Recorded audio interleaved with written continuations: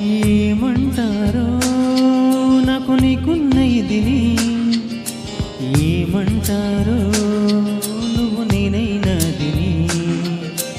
ఏమంటారో మారిపోతున్న కథని, ఏమంటారో జారిపోతున్న మదిని.